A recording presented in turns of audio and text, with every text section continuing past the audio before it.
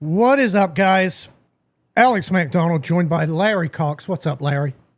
Al, doing fantastic this evening. Great to be here. Actually, done a few things this weekend. Been busy. Have you? Well, we'll get into that in a second while people tune in. This is episode 4 of our, is it? Yeah, episode 4 of our It's hard to series believe, right? on data centers. This one related to power. And just so everyone knows, we will be playing an interview, our interview with the chairman of the Georgia Public Service Commission. We'll be playing that during this episode. And that standalone video will go live at 9 p.m. again on This Week in Rockdale. So you can find and share the standalone video right there if you want to. But yeah, That's Jason Shaw. He is actually elected to District 1, but he serves as the chair of the Public Service Commission. Very good interview. I think people are going to enjoy the conversation we had with Chairman Shaw. I think so. So as people are joining us, as people are tuning in, what you say you've been busy. What have you been up to?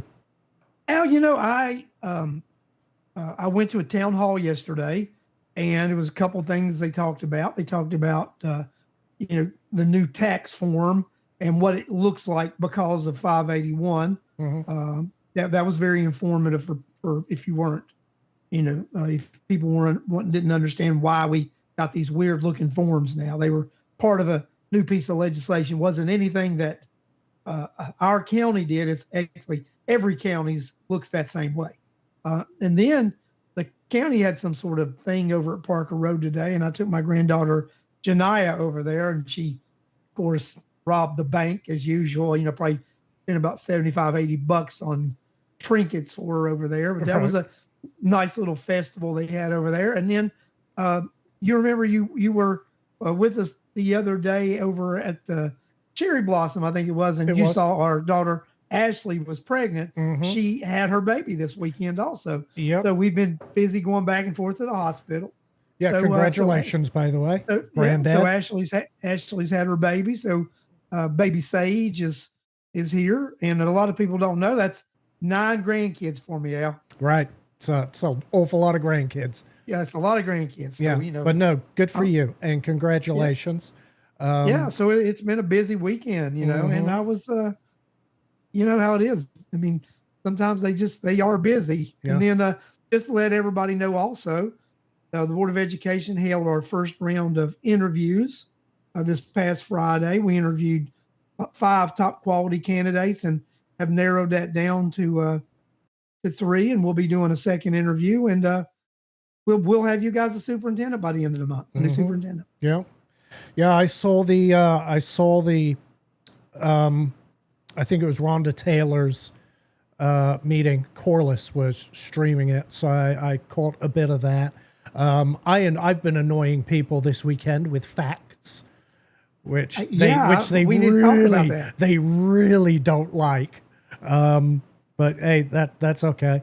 I do want to. You mentioned this before the show, and I saw it on Corliss's live stream. Somebody mentioned infrasound again at the meeting, and they talked about, I've heard this going around about the fact that parts of Rockdale are on a bedrock of granite.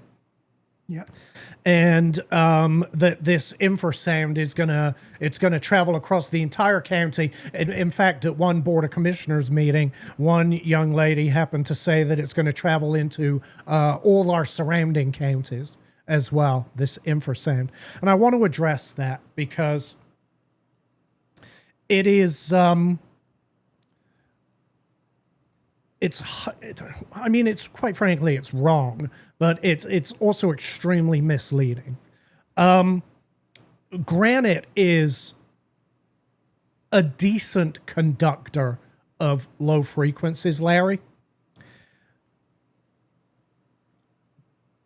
But those low frequencies have to have something driving them, okay? It requires, everyone knows this word, it requires amplitude, right? The reason the reason we can pull up at a red light and feel somebody's subwoofer is because there's amplitude driving that low frequency. You and I mentioned because it's got a 100 amp or 200 amp amplifier. That's correct. That's correct. These data centers don't amplify noise. They do create noise, obviously, and they do create what is called infrasound. Again, I've talked about it before with the data and the science behind infrasound is very highly disputed at the moment because it's in its infancy. But the infrasound that potentially will be created by a data center, it may travel a few hundred yards in the air unobstructed, and it may reverberate through the ground. It's highly unlikely because, again, there's no amplitude behind this infrasound. There's nothing amplifying it and driving it and pushing it. Everybody's heard about you use an amplifier to drive a subwoofer, right? Because that has to be driven to be noticeable to, well, especially to the human ear, but in order to feel it, it absolutely has to be amplified. So I think these concerns are once again a narrative coming from some very well-funded organizations, very well foreign-funded organizations that simply don't want America to win the IA race. They want China to win the AI race. And so they're grasping on to every straw that they possibly can. But again, it's important to look at all of the data and do all of your research. But without amplitude, there's nothing. There's nothing. I want to give you an example of something, Al. Everybody I've talked about often where I'm originally from, West Virginia. Mm-hmm. And I lived on top of a mountain growing up. Alex, do you know what underneath our homes? Do you know what they did underneath our homes? Miles under the ground. Oh yeah, mining. They did coal mining. Yes. There were coal mines. There were coal mines underneath the mountain where I lived, and they had You've seen what continuous miners look like and what they do. Sure. Right. Oh, for sure. Alex, I never felt or heard any of that. Yeah. And I lived on a mountain, top of a mountain, and it was solid rock. Yeah. Right. With just topsoil on top, but it was a mountain. Right. And I never, not once did we know that they were mining under. We did not feel that mining underneath. Now I've experienced it. I felt it. I think I've told you before. My father, his rock quarry. Yeah, his company had the contract for whatever it was all the electrical plant maintenance for the largest gold miner in the largest gold mining company in the world, and Dad's contract was to handle all of their quarries, but they also mined for roadstone, right? Granite, 57 stone, stuff like that. And so I've been there when they're blasting. I've actually been on the golf course right next to a quarry when they did some blasting, and they got a big exuberant, and some giant slabs of granite came flying over onto the golf course. That was a fun time. There's also quarrying mining that goes on out in Kennesaw, where my work is located currently, and every couple of weeks they'll be blasting, and you hear it and you feel it, and generally it's a one and done. So, but again, the reason we hear that and feel that so far away is because there are forces driving that and increasing the amplitude of it, right? If you hit a rock with a hammer, you're not going to hear it 500 yards away. If you blow it up with a piece of dynamite, you absolutely are. You are going to. Right. Yes. Well, these data centers, they're not generating forces anywhere close to that. to where infrasound through granite bedrock is going to be a concern to anyone. Again, it's something that the opposition have latched onto as a way to fearmonger, a way to scare people, and it always helps to look at the facts. That's why I went over to DC Blocks with a camera. And by the way, I didn't just go with a cell phone and a cell phone mic. I took my camera and my audio equipment so that I would get the best possible audio. I used the same gear that a news station would use when they're reporting in the field, because I didn't want people to be able to say, oh, well, your camera's got shitty audio. No, I picked up the best audio you could possibly get in the field. And you know what you hear? Well, you hear the sheriff's office shooting their guns at the gun range is what you hear, but you don't hear anything at the road. It's very faint air conditioning sound, similar to what you would get from like your neighbor's air conditioning unit if it's running. And it was 95 or 92 degrees out there. Of course, the AC is running.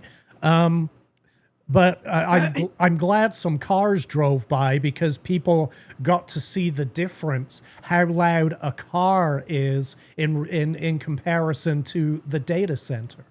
You know, yeah, you heard the car, you didn't hear the data. Right. And now, know, and here's the thing, people hate it. This goes to what Corliss just said. None of those, again, show up at any community meetings. I don't understand why they don't want to hear from anyone with a difference of opinion. It's not just a difference of opinion either, Corliss. It's whenever anyone presents actual data, which is what I did. Well, then the response is, well, go out there when the generators are running. Well, you know what? The 0.1% of the time that the power goes out and the generators run, I will grant you it's going to be a little bit louder. I will grant you that. But the other 99.9%, it's not going to be crazy noisy. yeah, the other 99.9% of the time, it's going to be through the gunpowder, through the explosion, Charlotte. That's what you're hearing. How is gunfire amplified? You're hearing the explosion. The concussion. Yeah, and also you'll hear the projectile break the sound barrier. If the round travels faster than the speed of sound, the majority of the noise you're going to hear is the crack of the projectile breaking the sound barrier. I may record an example of that, by the way. My rifle with a suppressor, the rifle itself is quiet, but the projectile breaking the sound barrier downrange is extremely loud. But anyway, you go out there and you present actual data, and they really do not like that. So now it's, well, go back when the generators are on. And now people are saying, well, this is only one portion of the data center, because again, they don't understand how sound works, and that sound is additive and not what's the word? Multiplicative. Multiply. Yeah. No, multiply. Yes. You can have, if 55 decibels is 55 decibels, if you have 10 buildings operating at 55 decibels, that's not suddenly 550 dB. It's still 55 decibels. That's the reality. And that's what I think. I think if people actually heard that and understood that, instead of listening to the fear mongering, they might say, well, yeah, maybe it's not going to be as bad as we think it is. The fact is that the noise floor at DC Blocks is not going to get substantially worse. It's as simple as that. Nope. What we're hearing now is pretty much what we will be hearing when the entire project is built out. Yes, it will be. It's just how this works. Now, do we want to say hi to people before we play the video? Say again? We want to tell everybody hello before we play the video, play the interview. I'm sorry. I was reading a comment. Third time. I apologize. I'll listen this time. Do we want to tell everybody hello, welcome to the show before Yes. we play Yeah, the go ahead. interview? No, of course. Yeah, go on. Okay. Mary Boysworth, welcome to the show. James Corbett, Charlotte Gellert, Ben Garcia. So that means if Ben is here, Cheryl is here. Andrew Rubuck, Cheryl Moulton, Diane Lee. I seen Diane at the festival today. She told me she'd be watching. Okay. All right, thanks for watching. Carolyn Kankechi, Danielle Munoz. Thank you, Danny, for joining with us. What's up, Danny? Tonight. Clayton Orwig. Janie Jones. Thanks for joining us tonight, Janie. Hey, Janie. George Kellichek, Patricia Cochran Johnson, Doug Witham, Judy Bonds, Victoria Sales, Gloria English. I think she came and left. And I think that's it. So that's everybody who has acknowledged themselves being here. We thank you for joining us. And Al, thank you everybody thank you everyone for being here. Judy, if that, send my regards to David. I hope he's in good health. I haven't seen him for a long time. If you would, please. But thank you everyone for being here. Yeah, let's play that video, shall we, Larry? Yeah, I can't wait to listen to it again. All right, here we go. This episode looks a little different from what I'd originally planned. We had a Georgia Power representative lined up to come on the show and answer your questions directly. I'd sent over a list of topics in advance, but as of recording today, that interview hasn't come together yet. But it's still something we hope to make happen down the road, so stay tuned. In the meantime, Rockdale County still deserves answers about what data center growth means for your power bill. So I went looking for another source who could speak to a lot of these same questions. And I have to thank our friend Corliss Turner for putting me in touch with Tom Kraus, the legislative liaison for the Georgia Public Service Commission, who ultimately made this episode happen. The Georgia PSC is the body that actually regulates Georgia Power. They're the ones who approve rate increases, set the rules for how new customers like data centers get connected to the grid, and decide what protections residential customers get along the way. If Georgia Power isn't able to sit down with us, the people overseeing Georgia Power seemed like the right next call. My guest today is Jason Shaw, the chairman of the Georgia Public Service Commission. He's going to walk us through what the commission actually does, why it exists, and how much authority it has over a company like Georgia Power. From there, we're going to get into the large load rule, the open investigation into fuel costs, and what's still uncertain, even with the protections that are currently in place. So let's get into it. Georgia PSC Chairman Jason Shaw, thank you so much for being here. I appreciate your time today, sir. Yes, sir. Great to be with you. I want to jump straight into the questions. Hopefully this will take less than 30 minutes to respect your time. If you could, let's start by explaining what the Public Service Commission is, what authority it has over a company like Georgia Power, and why Georgia has a body like the PSC in the first place. Well, so a lot of people, don't know exactly what the Public Service Commission is, the PSC. Every state has a commission. Some states refer to it as their state's utility commission. Some they call it the Public Service Commission, like we do in Georgia. And another difference between states, even though every state has one, has a utility commission, but some states the commissioners are elected, and in other states the commissioners are appointed. Much like a lot of the other constitutional offices, other states, some states appoint like insurance commissioner and things like that. And in Georgia, we're elected, we're considered constitutional officers. But the PSC has been around since the 1800s. It actually started out as the state's railway commission. I guess the legislature got tired of setting rail freight rates every year, so they set up the commission to do that, and then eventually the commission turned into a regulatory body for the utilities. So we have electricity under our purview. We have our electric unit, our natural gas unit, and our telecom unit. And since I've been on the commission, January will be 8 years for me.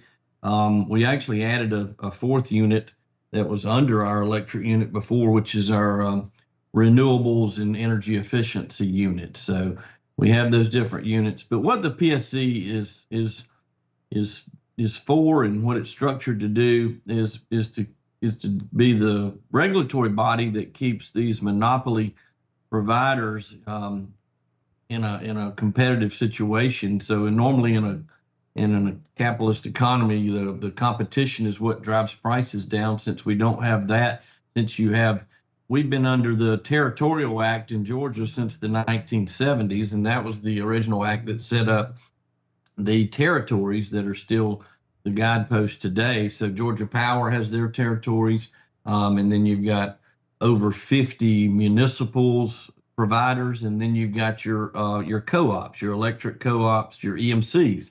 There's 41 of those in Georgia. So since Georgia Power is the only investor on utility, they have to file their rate cases before us. So we do set their rates. We do not set the rates for the nonprofits, the munis, and the EMCs. But that's what we do. And that's, Georgia Power is the largest utility in the state, and that's obviously takes most of our time and our staff's time. We have a great staff at the commission, mainly made up of a lot of really, really bright attorneys, accountants, and engineers. But that's what we do at the PSC. Okay, great. Now, of course, we're talking about data centers in this series, and the PSC addressed that recently. The large load rule went into effect. It requires what you call large load customers, what I'm going to call data centers, customers that draw over 100 megawatts. It requires them to pay for their own infrastructure costs. When you guys, when the commission was looking at this, what were the issues that you saw and were trying to solve when you created that rule? Well, what we saw first was just an unprecedented amount of load growth. Georgia Power files their forecast with us by law every 3 years. Going back to the 90s, the law requires the investor-owned utility, Georgia Power, to file their IRP with us, which is the Integrated Resource Plan. That is a 20-year outlook on generation planning for them. So we had that. We had just had an IRP back in 2022, and it was a pretty normal IRP. We weren't really experiencing any really major load growth at the time. For about 20 years or so, really, there hasn't been a lot of load growth because advancements in energy efficiency and the way homes are built and businesses much more efficient. So that efficiency had sort of kept pace with load growth. But then all of a sudden in 23, we saw this amazing amount of load growth. And the primary driver of that, or some 80 to 90% of it, I'd say, was from data centers. So we started looking at, we became concerned immediately and started really looking at what we could do mainly to protect our other ratepayers, to make sure if we're going to have to add load growth and new generation, we want to make sure that these large load customers like data centers that are responsible for that are also responsible for paying the cost of that. So we don't recruit any data centers at the PSC. As a matter of fact, we don't even have anything to do with where they're located. So I guess there must be some planned in Rockdale area, because y'all got folks that are concerned about that. But we don't even keep up with, we don't have anything to do with where they're sited. So we just look at them wherever they are in Georgia. But that's when things really hit the fan for us because of the load growth. So we started working on, ensuring that the cost of any new infrastructure or power plants is not going to be paid by our residential and small business customers.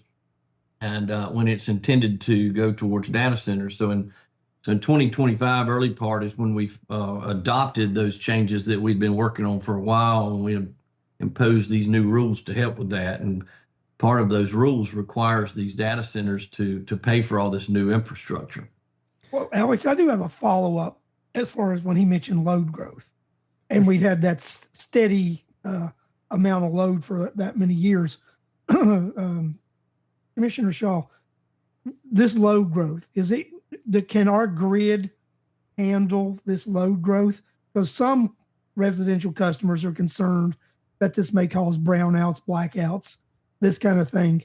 What have you guys at the PSC heard from Georgia Power about their ability to handle this load growth and still provide residential electric service? So yeah, that's a great question, because that's obviously the biggest question out there is, because we know that these new customers, these new types of customers, like the data centers, use an enormous amount of electricity. But the way we structure things at the commission and always have is we do not allow the company to bring on these new customers until we're ensuring that the grid is there to support that, and the amount of generation required to keep reliability in check is also done. So that's why we had to start adding.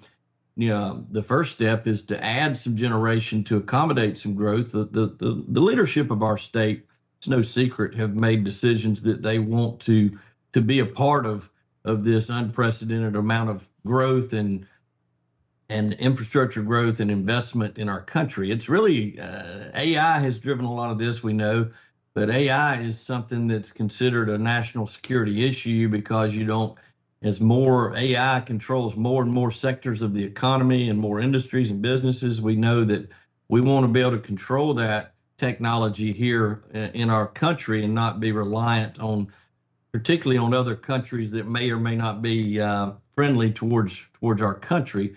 So it's a very important thing. So our state leadership had made the decisions to be a part of the equation, and for Georgia to be a big part of the solution here. So with our state's number one largest utility being Georgia Power that we regulate, obviously we sat down with those same concerns that everyone has had and started working on a plan. So in 23, latter part, I think it is when they filed basically an interim update to the integrated resource plan that had been done the year before, because the forecast had already begun showing a lot of new load growth coming on that was expected to come on the system. So they filed with us, and we had about a 5-month case. It was a little shorter than most of the IRPs because it was more specific. But at that point, we did start adding generation. So you wanted to add your generation, and I've always said, to keep it simple, you never want to shut down any of your existing baseload power and other forms of generation until you've replaced it with at least the same amount of valuable generation and resources. So we began to work with Georgia Power and the state to beef up our system at that point. We had already been doing a lot in the 22 and in the 2019 IRP to look at long-range investments in our transmission grid. A lot of the need for the upgrades on the grid already existed, because if you think about the amount of utility scale solar, for instance, that's been built out mainly in the southern part of the state, those electrons were already need to be moved to where the load is, which a lot of the larger load, most of the new load is in the northern part of the state. So a lot of that had already begun in terms of those investments, but then to add more generation is what we're talking about. So a lot's been done. Now we're in a position of just trying to stay focused on what this load growth continues to look like as this new technology with AI and as more data centers are trying to come to our state. We're in a position where obviously this has been an enormous challenge to deal with, because it's just so large, and it really happened fast, in my opinion. But we're also in a good spot to be able to take advantage of this really record amount of investment in our state and growth, but to do it in a way where we do it on our timeline and not necessarily the timeline that, say, the data centers are looking to, because they're in a race. We figured that out to try to find power, and they're looking at other states.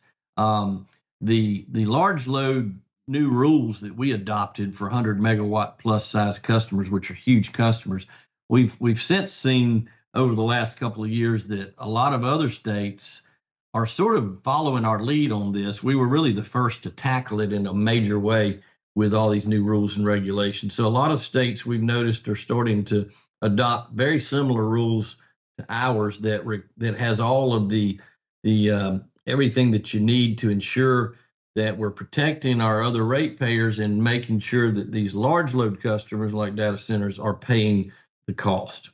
Well, if you could then tell us what the rule includes that does protect residential ratepayers and ensure that they're not covering those costs. Get into some detail on what those rules that we adopted. So first of all, these rules, like I said, only pertain to 100 megawatt or greater size customers, which is a large customer. We never really had customers per se that large until the data centers started evolving. Right. So first, we make sure that the data centers pay the upfront cost of the transmission part to their sites. Because if a substation or transmission line is needed, which for that type of customer, you're going to need those, then the data center has to pay the entire cost up front. If the data center were to leave our state after you've invested in all of this, they do not get any kind of refund for any of the cost. The benefits to the grid will benefit all of the customers, even if the data center leaves. They are stuck paying for that bill. This protects not just the existing customers from ever having to pay for these costs, and then secondly, data centers are having to, because of the rules we adopted, they're having to enter much more longer term contracts than other industrial customers of the past.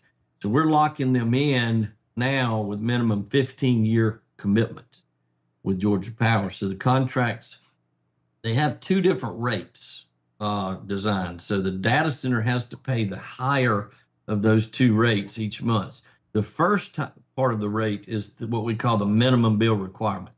This is intended as sort of the backstop to ensure existing customers don't get stuck paying those capital costs incurred that are serving these large customers. It includes all of the capital cost, and even if the data center uses no power at all in a particular month, that generator is still sitting there, so the data center still has to pay that minimum bill.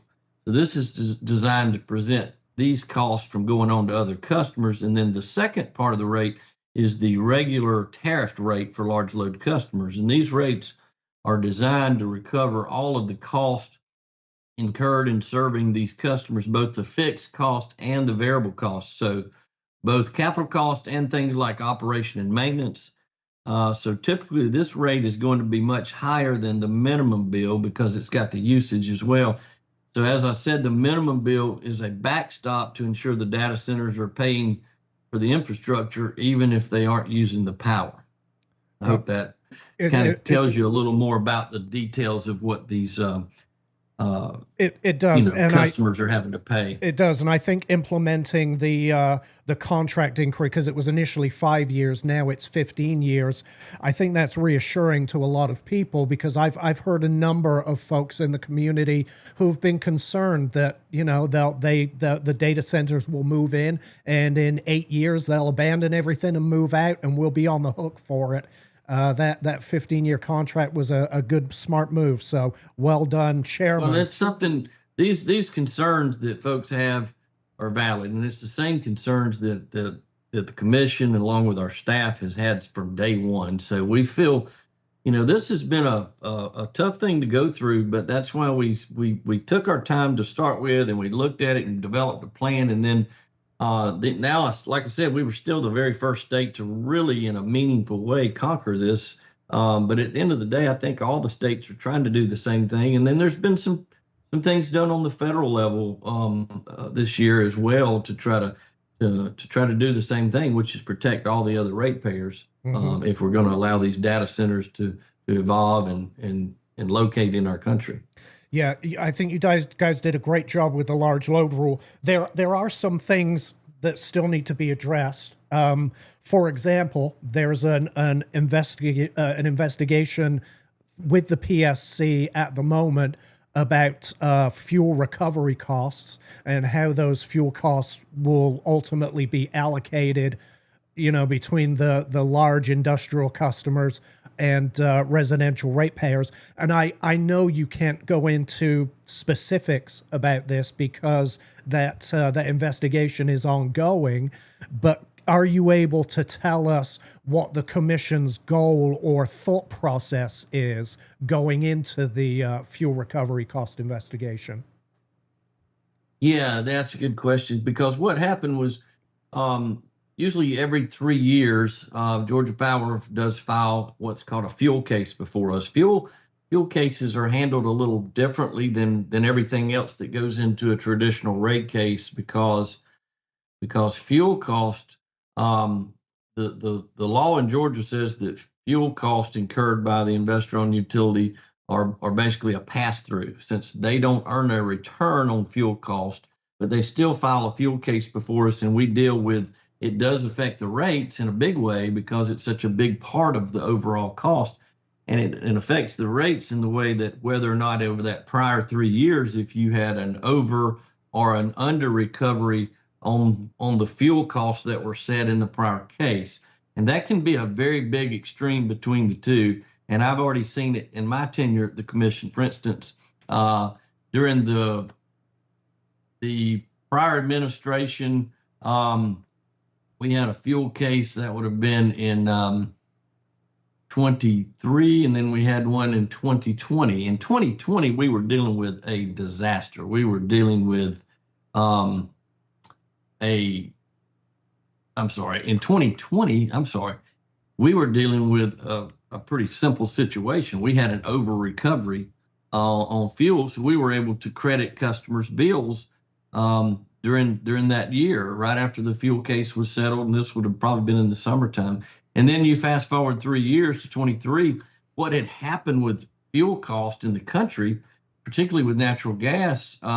You had a change of administration, a change of policies on the federal level. What happened when you start shutting down pipelines and things, and then you got the Ukraine war started, then you had a huge spike in fuel costs. And what that caused was, in the 23 fuel case, we had over a $2 billion under recovery to deal with.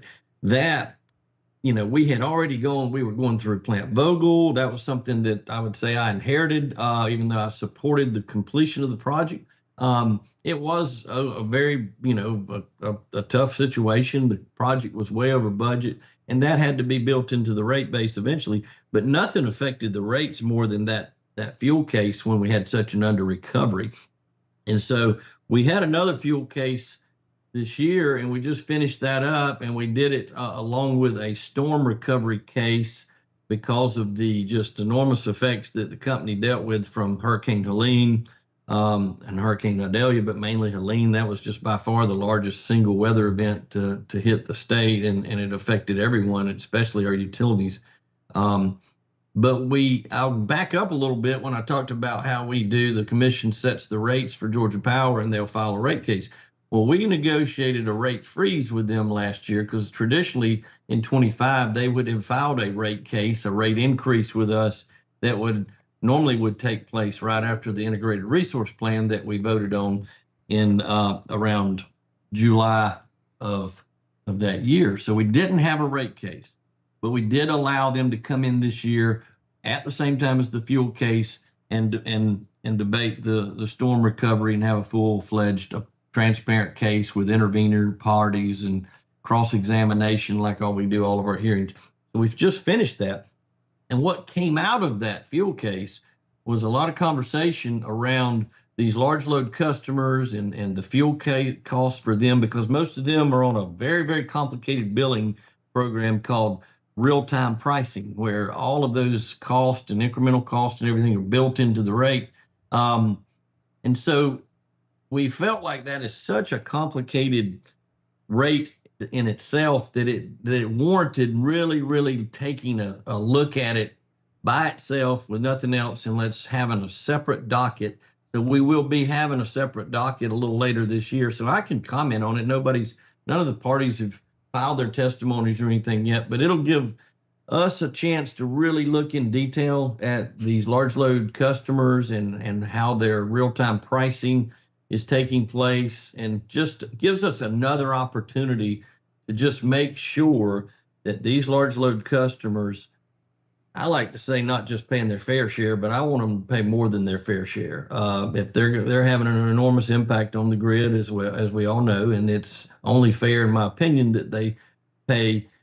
And what we've been doing so far with our large load rules and regulations is we have done that in a way that we're already seeing that these huge amounts of revenues from these customers is actually helping us to stabilize rates we're still in an inflationary period, let's face it. But the rate freeze that we negotiated last year, we probably wouldn't have never been able to get them to agree to do that if they didn't know that they were experiencing all this huge revenues from these large load customers. So that's the kind of thing we're going to be looking at, the fuel costs from those customers this year.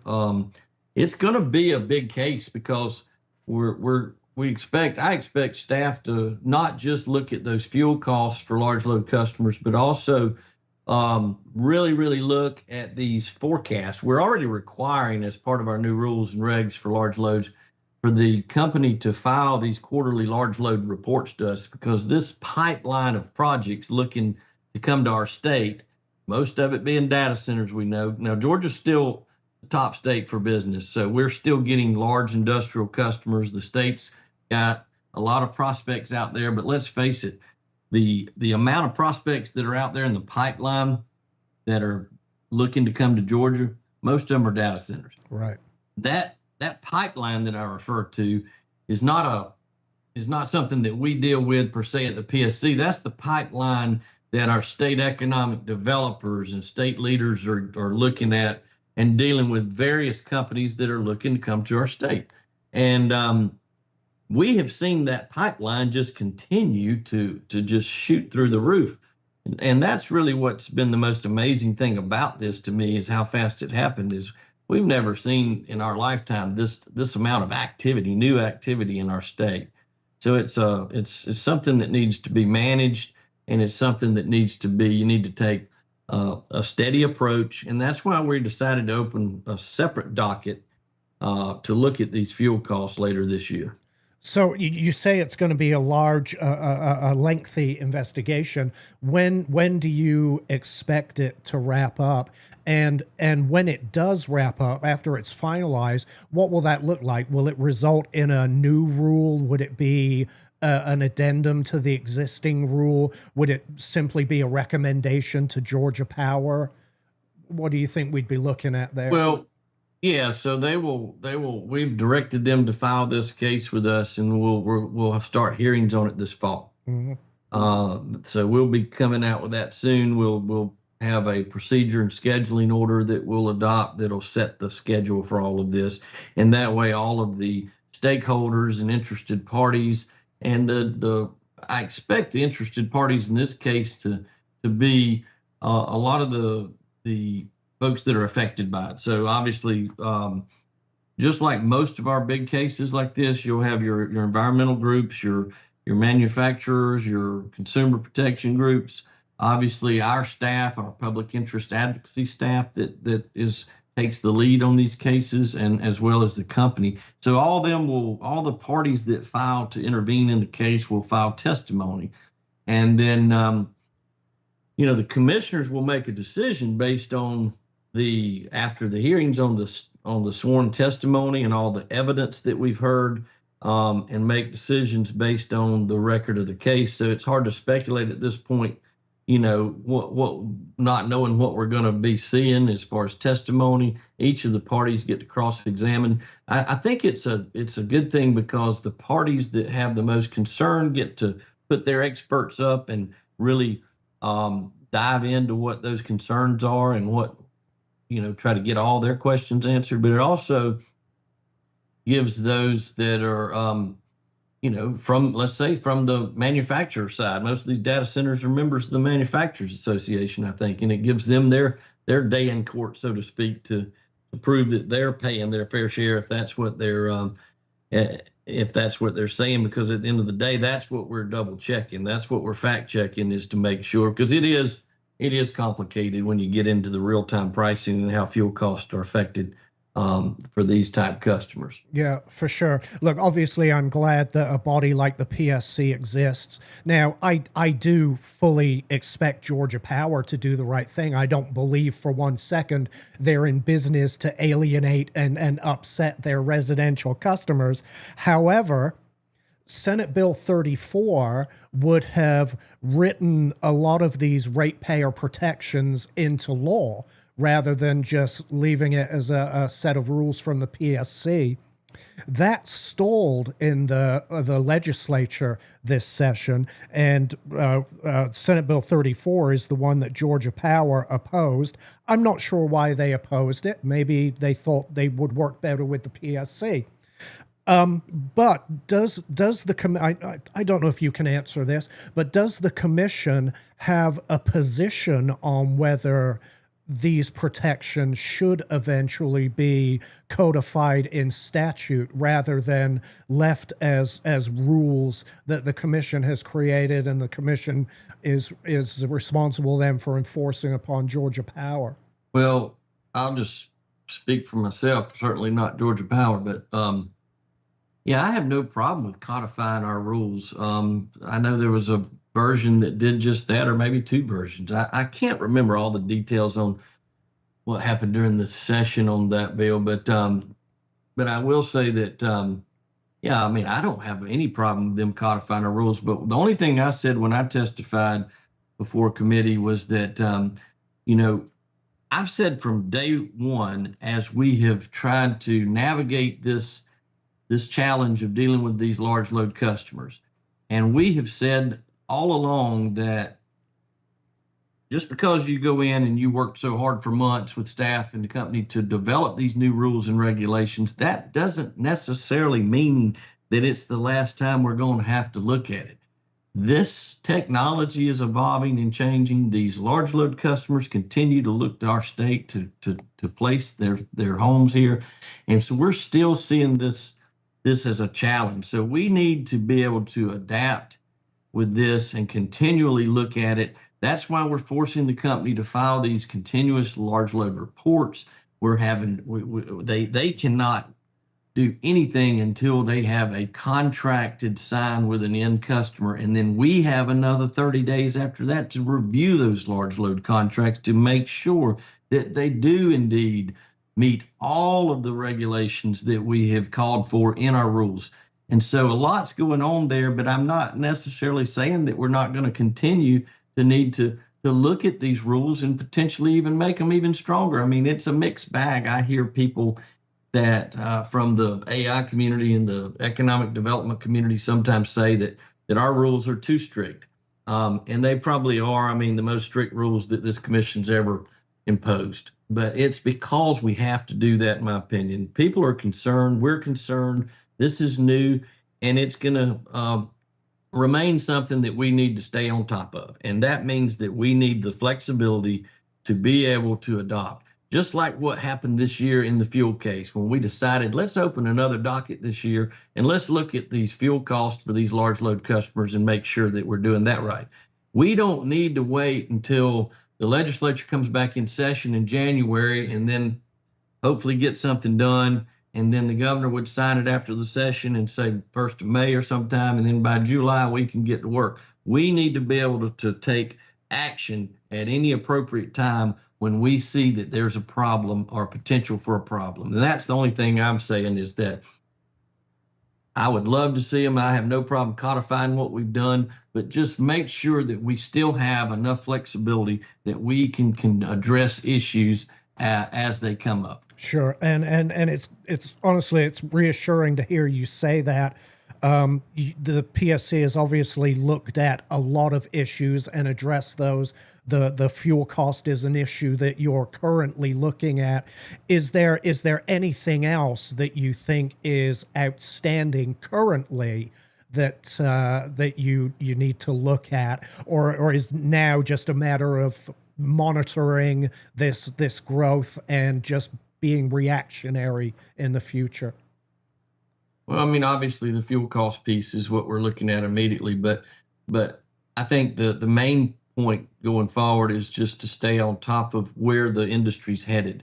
We certainly want to be able to track if we start seeing a downturn in it, because we do have some tools available. We've added a lot of generation, and there's the potential for more. At some point, you got to make a decision as a state. What do you want to do here? Do you want to continue to grow, or do you want to put the brakes on this for a while? At the end of the day, you can't make those decisions in the proper way unless you know where you've been and where you're headed. These forecasts that I'm talking about that the company has to file is the crucial part, so that we can track what those forecasts are looking like in terms of what the need's going to be to the grid, what if we're making sure, like I said earlier, we're not going to allow them to go add customers and load until we know that we have got the generation and transmission and the distribution resources to accommodate that. The worst thing we could possibly do here, besides not protecting ratepayers, is to jeopardize the reliability of our grid. That is one thing. Our job at the commission, yeah, sometimes it's tough, but I can tell you, because I live in South Georgia, I've been through 3 hurricanes. I'm telling you, when people call you when their lights out, that's when they're the most upset. Mm-hmm. And that's where we've shined in this state. We've survived some really big weather events, obviously the hurricanes, but not just that. I'm talking about winter storms. You think back to Winter Storm Elliott, it was called. That was the Christmas storm a few years ago. You remember? Mm-hmm. A lot of us don't remember it because our lights didn't go out. Okay, right. That's a good thing. That's what we want. But all of our neighbors during that storm, and I'm talking Tennessee Valley Authority customers, all the Carolinas, even into Florida with Duke, they had problems with reliability from that winter storm. They had some generation plants to trip, but they also didn't have enough reserve margin apparently to keep the lights on. We did, and that's what I'm most proud of about, in this case, Georgia Power and our EMCs and our municipals.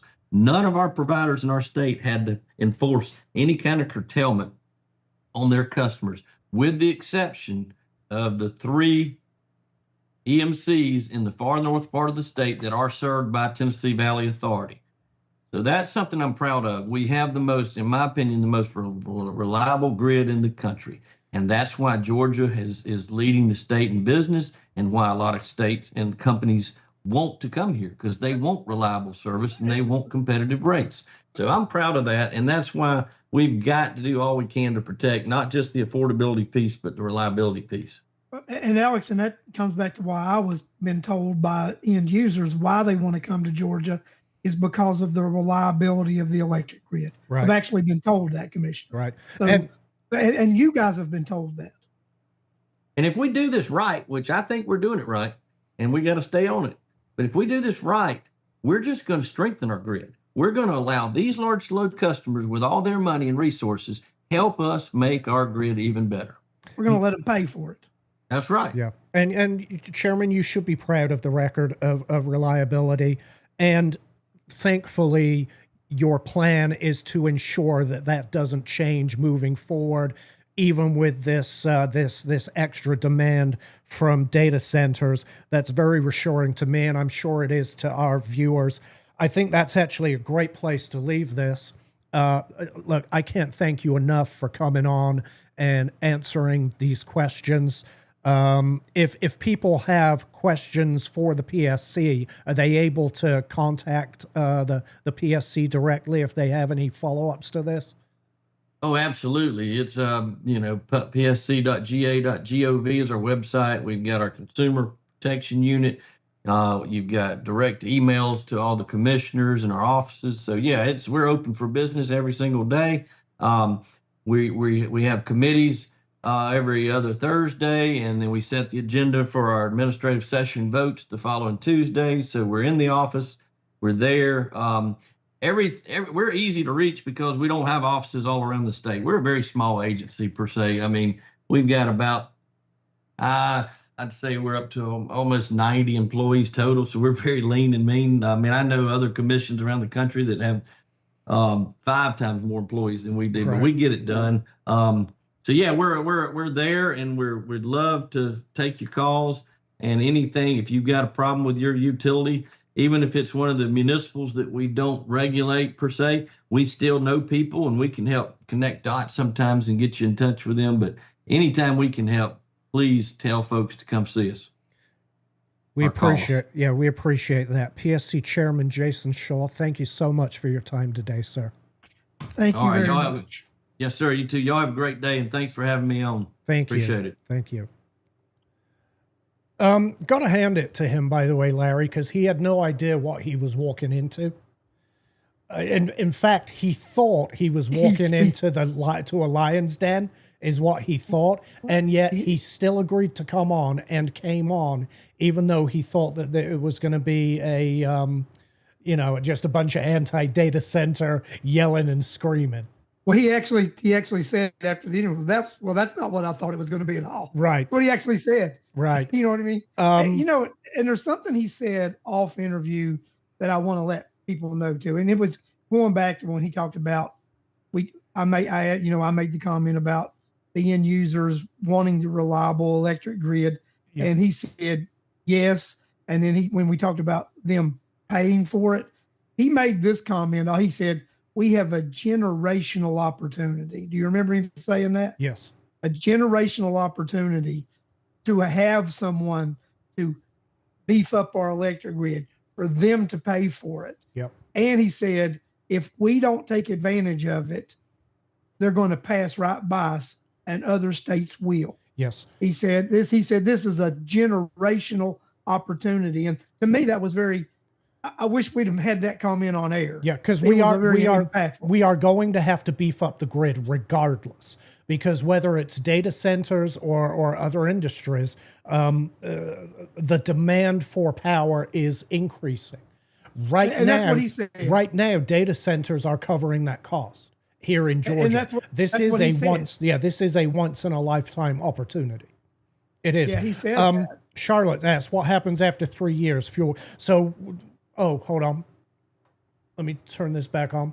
So that's the fuel recovery cost investigation that they're looking into now, Charlotte, or that they will soon be looking into. That he said that nobody has filed their cases yet, but they're going to be looking into that. And of course, that's a concern, right? Fuel recovery costs are going to increase. Fuel is not getting any cheaper. Georgia Power is projected now to increase their power generation from natural gas is projected to go from 50% to 59%. Okay. So they're going to be using 9% more natural gas to generate electricity. And we're subject to the market fluctuations for the cost of that gas. And we've all seen gas prices go up. We've, of course, seen them come down, but we've all seen what happens. And that's what Jason was talking about when he talked about the war in Ukraine. That was a massive driver of the cost of natural gas. And we the customers, ended up having to eat that. That's what they're looking at now, to make sure that the residential customers will only end up paying for their portion of that fuel recovery cost, and that the large loads will pay. He said what he said was actually more than their share of the fuel recovery cost, which would be, I mean, again, would be a great thing for residential customers if they were able to pull that off, you know? And the way he explained it to us, Alex, is as there needs to be a new case opened, they're opened as needed. Yes. That's the way he explained it to us. Right. Now, if you're asking about the backstop, the 2031 backstop, I mean, that would be a question for Georgia Power. Georgia Power haven't come on, so, maybe give them a call. and Well, but and this is ask the thing them. about it, Al. But any increases they wanted to do, they have to go to the Public Service Commission to get. They just can't raise your rates Right, right. But I mean, without permission. yeah, I mean, they've projected these savings to Georgia Power has projected these savings to residential customers, but they're only backstopping those until 2031, and we don't know what happens after 2031. Quite frankly, Georgia Power probably don't know what happens after 2031. Well, I want to make a comment. Charlotte says, can they limit profit margins?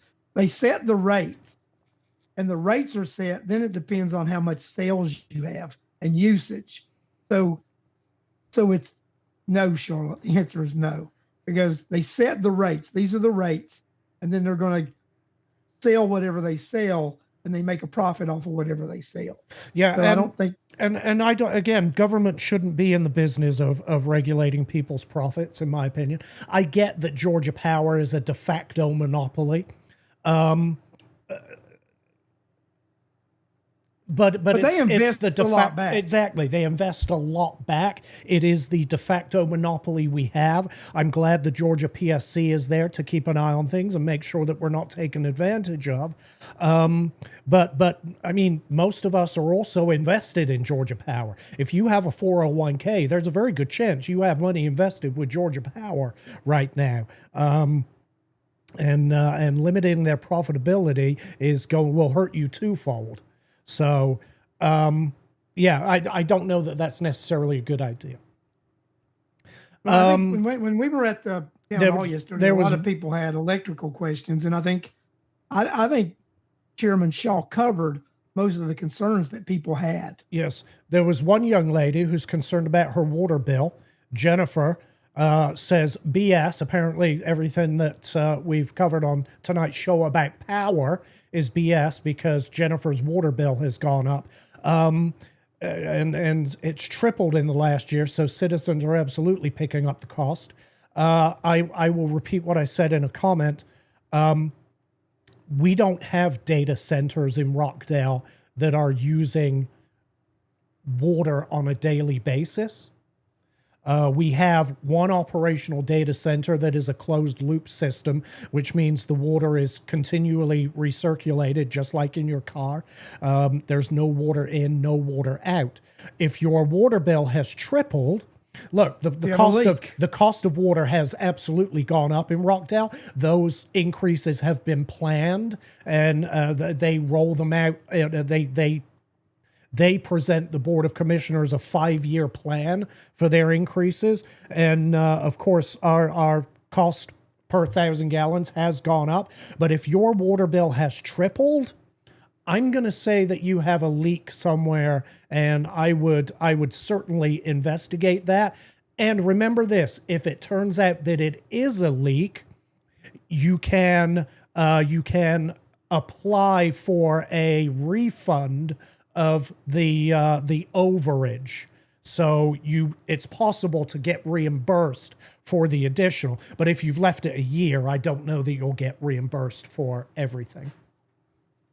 No, I mean, and those increases have been annually, Alex, over the last several years because they passed like a 10-year rate increase graduated plan. Yes. So they've been going up forever. And if someone's rate increased that much over 1 year time period, there's only one reason, and it's a water leak. Mm-hmm. Lisa, they've actually frozen their base rates through 2028.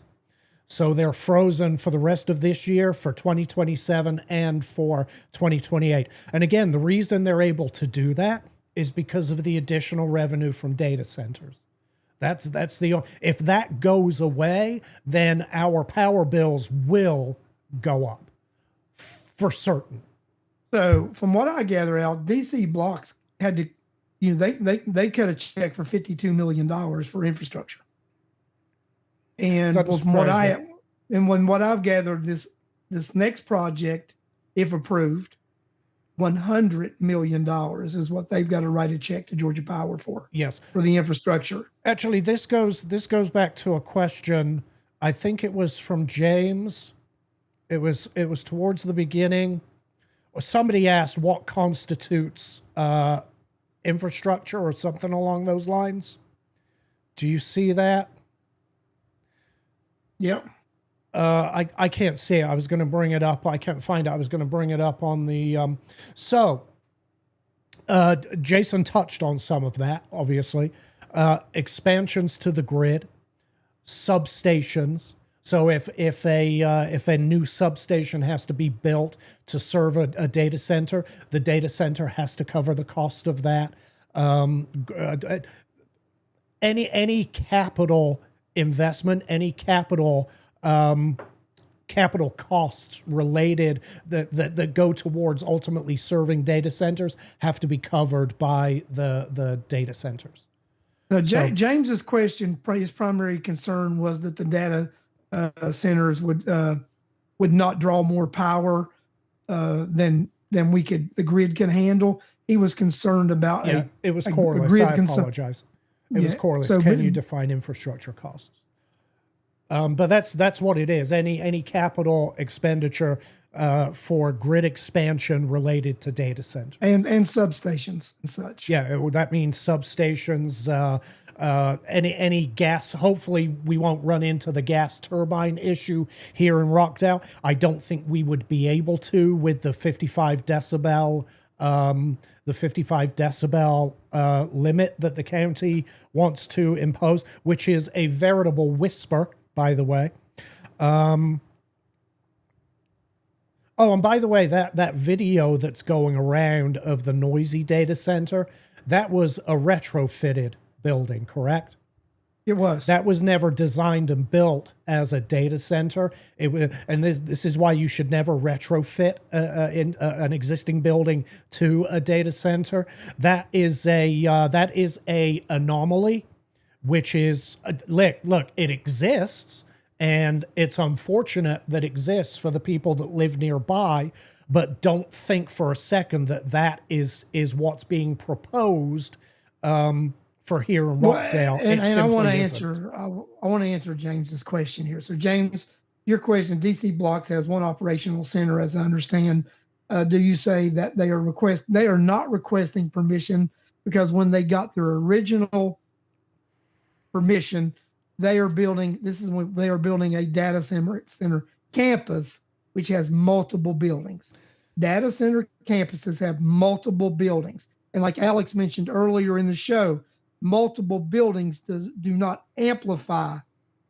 It's not going to increase the sound. It just really doesn't work that way. So we're going to have each of these complexes are going to have multiple buildings, and that's the way they were designed. So that's just so everybody understands. They're not asking for permission to build additional buildings. That was in their original plan. Yeah, that was the design. And, and again, multiple buildings does not mean a multiplication of noise. The noise floor at DC Blocks currently will be the noise floor even with all 5 buildings in operation because, sound is additive. It doesn't multiply. And with the 55 decibel restriction, it's going to have to operate at under 55 decibels. 55 dB is 55 dB, no matter how many buildings are there.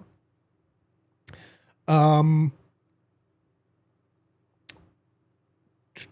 assuming, Cheryl, that relates to your water bill. Used to be 23, now it went up to 32. Yeah. Yeah, and that's in line with those rate increases. Yes, it is. And Rockdale, like I said, Rockdale Water put out a schedule of rate increases that the Board of Commissioners approved them. I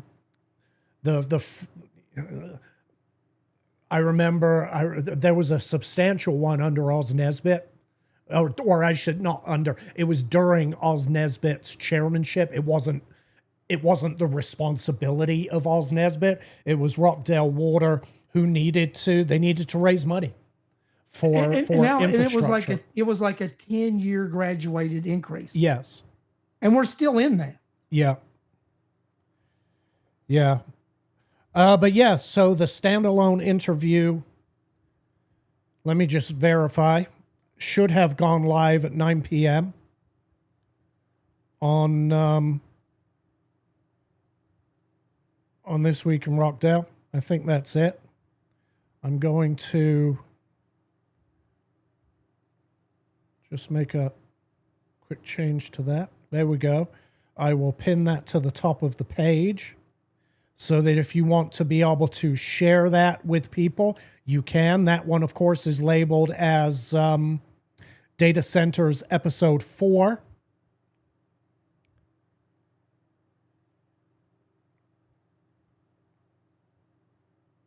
I think that's next week's show. We're going to do a wrap up show. We're going to talk about next some week, of the benefits. Yeah, next week is going to be titled "What's in It for Me." It's the things that people have not heard about the benefits of data centers. What is in it for me? What's in it for us, the residents and the taxpayers? And I think people will be surprised at what has happened in other parts of the United States, in regions that have adopted and accepted data centers. What has happened to their schools, what's happened to their roads, their taxes, their infrastructure, just general growth and general jobs and investment in their communities.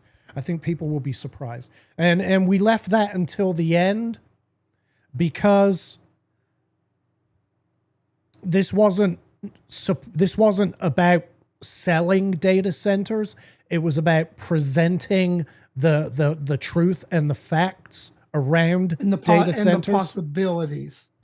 And listen, it's been very difficult to get people to come on because this is a very contentious issue right now. There is some very loud and, quite frankly, some very aggressive and very rude opposition to data centers. And a lot of people are hesitant to speak publicly about this.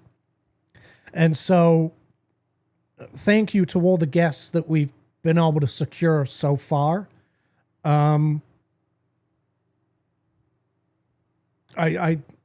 don't know what to say beyond that. I think our guests have been very informative, but I'm going to tell you something else. I think they've also been very neutral.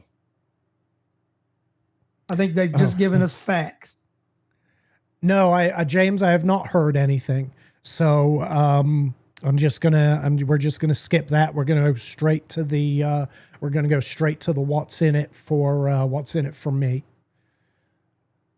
So yeah, unfortunately, I've not heard a word from that side, which is fine. I mean, again, this was an opportunity. I saw this as an opportunity for them to, unencumbered, right? Again, it wouldn't have been a Q&A. It would have just been an opportunity to have 15 minutes to share their point of view with this audience. And I haven't heard anything, which is fine. It's fine. No, but it was put out there, and that's all you can do. Yeah, we're just going to move on. We'll be recording our wrap up this week. I think at this point, I think it's too late now for Georgia Power to be part of this series. If Georgia Power do ultimately reach out, maybe we'll do something after this series. I think it's a shame. It was an opportunity for Georgia Power to actually reach an audience and give their perspective, give their point of view. But I think having Jason on was, I think it covered the bases we wanted to cover when it related to power. I think it covered the bases, and I think it was done from a better perspective, Alex, because it was the regulatory committee that oversees them. Right.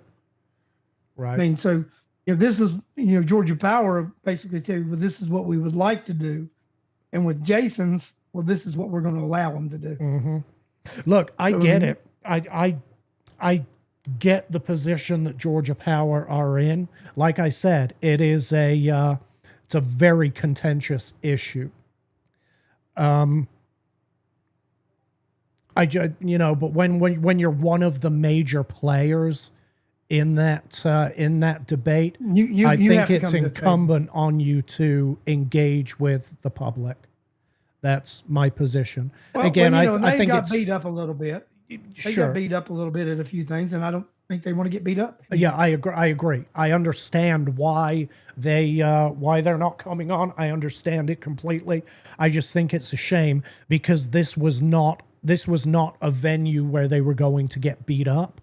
We're not doing this in order to beat people up. That's why I put out that invitation for Amanda to come on, because this was not a venue where. Well, Chairman Shaw told us he expected to get beat up. He thought he was walking into a lion's den. Yes. Yeah, and he was just asked questions, allowed to answer them, and he was not beaten.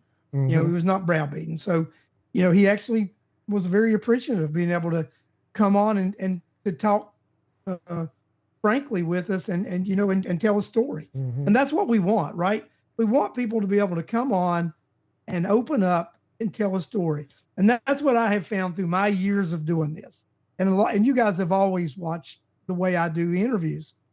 I even when there are people who've come on my show that I don't support, I have never beat them up. Oh, dude, how many people have we interviewed that we disagree with who have never beaten anybody up that we disagree with? Yeah, never beaten them up. Yeah, and you know what? And I think that has shown, Alex, because no one local hesitates coming on the show. Right.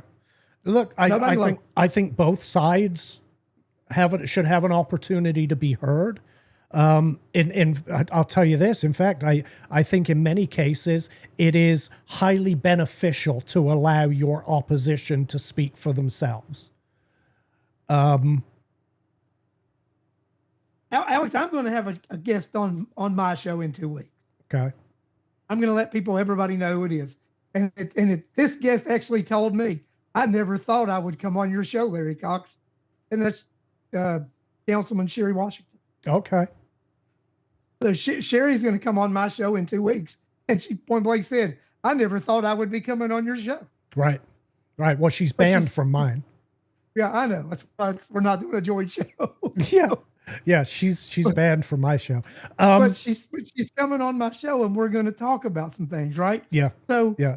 But that just shows you can have dialogue with people that you have. And she admitted, it's like, we've not agreed on very much at all over the last whatever years, Alex. But you know what? You're in agreement with Sherry about one solid thing. She has always been a strong advocate of tax relief. And this is the irony of the situation. She's banned from my show. If you remember, it goes back to the home. It was the host exemption and just comment some stuff that she said on Facebook. And so I said, all right, fine, you're banned from my show. You'll never come on. Not that trust me, she doesn't care. But every election, I endorsed her because without fail, Sherry Washington voted against tax increases. Every time without fail. Whereas you would never endorse Sherry Washington, and now she's coming on your show. I think it's funny. I think it is funny, right? The irony of it is good. No, good. I'm glad she's coming on. What's she coming on to talk about? Do you know? Data centers. Okay, good. I will be tuned into that. But you remember, Sherry was one of the catalysts that brought DC Block. Yes, it was Sherry's. She wants to discuss that. Yeah, it was Sherry Washington's deal, effectively. It was. She's going to talk about that. She's going to talk about when they were doing it. It was not contentious. The only thing that was a contentious topic was the tax abatements. Yes. And then I found out some things about that, and Sherry will probably talk about that. Rockdale County they were in a competition for that complex. Sure, And we're going to talk about that. Yeah, it was save it for your show. It was very heated. In fact, we're going to talk about in fact, and remind people on your show that this goes back to the good old days when people in Rockdale were complaining that we didn't get a piece of the Meta data center. You remember when people in Rockdale were complaining that we did not get a data center? They were complaining that we did not get Facebook. The good old days. The good old days. It's amazing. All right, let's wrap this up. Let's got it, man. It's been a good show. This has been a good series, and I can't wait to wrap it up next week. Yeah.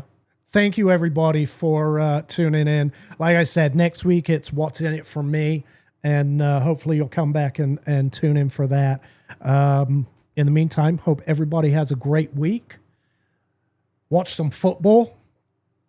It's heating up. Hell, by the way, England, my former home country, my former country, they are coming to Atlanta this week. 90+ degrees and 80% humidity. They have Are you gonna watch it? I'm not going to the game. No, but you're going to watch it. Yeah, I will watch the game for certain. But they've never been in a climate like this before, and it's going to be interesting to see how well they do, or honestly how quickly they collapse on the field. It's going to be interesting to see. Yep. Yeah. All right. Let's get out of here, guys. We appreciate you guys, and we can't wait till the next week to wrap this up. I have some outro music here somewhere. There it is. 3, 2. Larry, take care. Audience, take care. Thank you very much. We'll see you soon. Thanks, guys.